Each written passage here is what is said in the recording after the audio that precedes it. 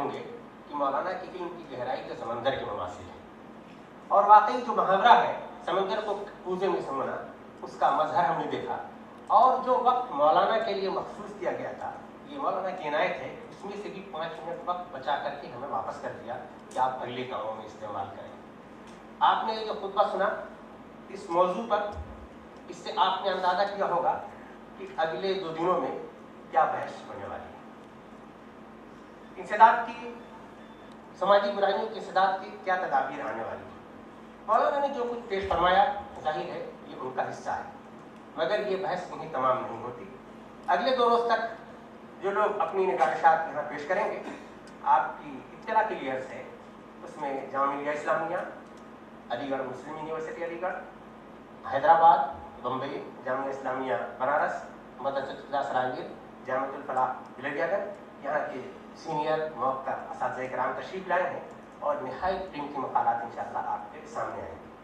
ابھی ایک مہمان خطبہ آپ نے اس وقت سنا، اجلاس کے بعد جو اجلاس ہوگا انشاءاللہ اس وقت ہم لوگ پروفیسر الطاف احمد آدمی صاحب کا خطبہ صدارت سنیں گے، اور اس وقت بھی ہم لوگ ایک مرتبہ اسی طرح کی گہرائی اور ویرائی کا انشاءاللہ مشاہدہ کریں گے اور اس سے استفادہ ہم لوگ کریں گے۔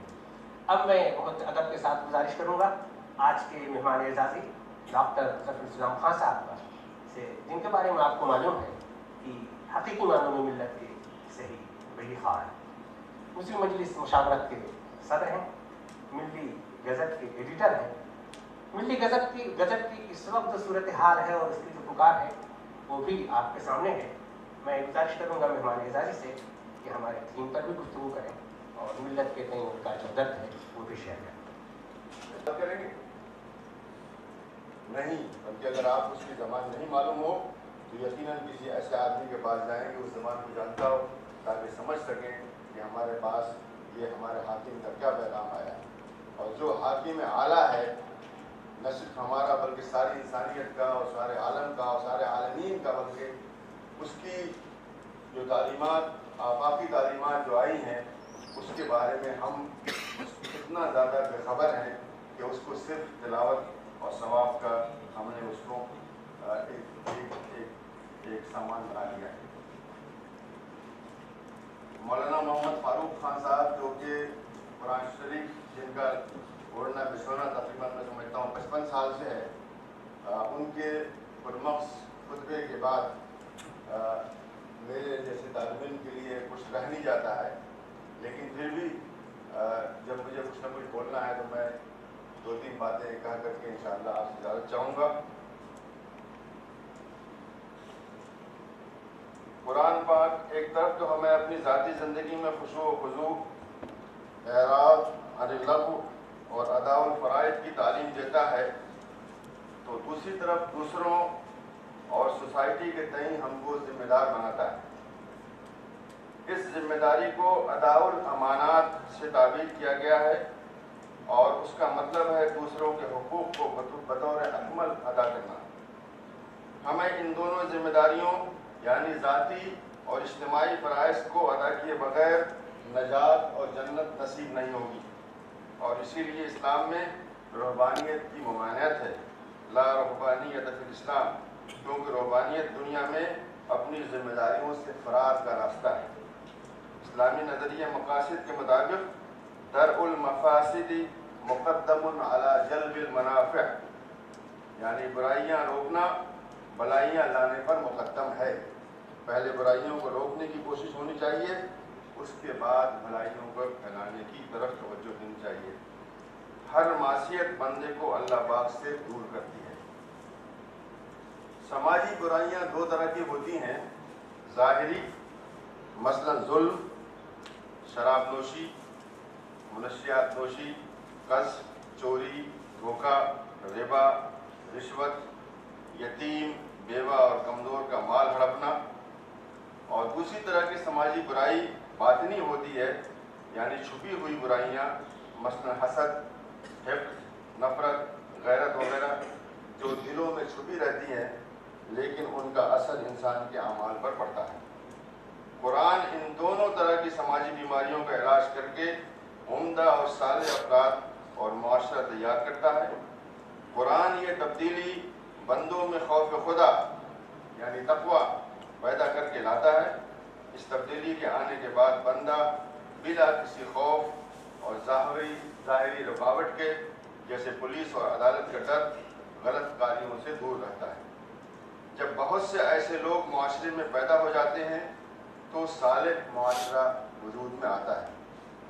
اسلام نے غلط کاریوں سے نہ صرف بچنے بلکہ ان کا ارتکاب ہو بھی جائے تو جادہ حق پر واپس آنے کا طریقہ گناہ کا احساس کرنے اور سچی توبہ بتایا ہے۔ ایمان بندے کے اندر یہ احساس اجاگر کرتا ہے کہ خدا مجھے ہر وقت دیکھ رہا ہے، اپنے ہر عمل کا مجھے آخرت میں حساب دینا ہے اور میرے نام اعمال کے مطابق دوسری یعنی ابدی زندگی میں میرا مقام طے ہوگا۔ قرآن بندوں میں تقوی اور ذمہ داریوں یعنی اداء الامانات کا احساس پیدا کرتا ہے۔ اگر یہ دونوں بنیادی خصائص کسی میں پیدا ہو جائیں تو صحیح کام کرنے کے لیے اسے کسی دنیاوی قانون کی ضرورت نہیں رہتی ہے۔ قرآن ہمیں بتاتا ہے کہ صلاۃ یعنی جسے ہم نماز کہتے ہیں تقوی حاصل کرنے کا ذریعہ ہے۔ قرآن شریف میں آیا ان الانسان خلق ہلوعا اذا مسہ الشر جزوعا واذا مسہ الخیر منوعا الا المصلین، اور دوسری جگہ آیا ہے ان الصلاۃ تنہی عن الفحشاء والمنکر۔ اس کی وجہ یہ ہے کہ جب بندہ پورے استحضار کے ساتھ خدا کے سامنے کھڑا ہوگا تو خدا کا خوف اس کے دل میں جاگزی ہو جائے گا اور وہ زندگی کے ہر عمل میں دیکھے گا کہ خدا کی رضا کیا ہے۔ اور اگر نماز پڑھنے کے باوجود کسی بندے میں یہ صفات نہیں پیدا ہوتی ہیں تو واضح ہے کہ اس کی نماز محض ایک رسم اور ایک عادت ہے جس کا اس کے وجدان سے کوئی تعلق نہیں ہے۔ تقوی پیدا ہو جانے کے بعد بندہ وہ سب خود سے کرے گا جس کا اللہ پاک نے حکم دیا ہے۔ والذین فی اموالہم حق للسائل والمحروم، دوسری آیت ہے والذین ہم لاماناتہم وعہدہم راعون، یعنی یہ حالت تقوی کی وجہ سے بندے میں پیدا ہو جائے گی۔ حقیقی نمازی نہ جھوٹ بولے گا، نہ امانت میں خیانت کرے گا، نہ چوری کرے گا، نہ وعدہ خلافی کرے گا، نہ ہی دوسروں کے حقوق کی ادائیگی سے پہلو دہی کرے گا۔ اسی وجہ سے صلاۃ کو دین کا بنیادی رکن یا عمود مانا گیا ہے۔ حضرت عیسیٰ ابن مریم نے کہا کہ اللہ پاک نے ان کو وصیت کی وَأَوْصَانِي بِالصَّلَاةِ۔ اس سیمینار کے موضوع کو دیکھتے ہوئے ہم پاتے ہیں کہ قرآن پاک ہمیں بہت واضح ہدایات دیتا ہے کہ ہم کس طرح سے سماج سے برائیاں ختم کر سکتے ہیں۔ مثلا افواہوں پر توجہ نہ دیں۔ یا ایھا الذین آمنوا ان جاءکم فاسق بنبأ فتبینوا ان تصیبوا قوما بجہالۃ فتصبحوا علی ما فعلتم نادمین۔ لڑائی کرنے والوں کے درمیان صلح کرائیں اور پھر بھی حد سے تجاوز کرنے والوں کے خلاف جنگ کریں۔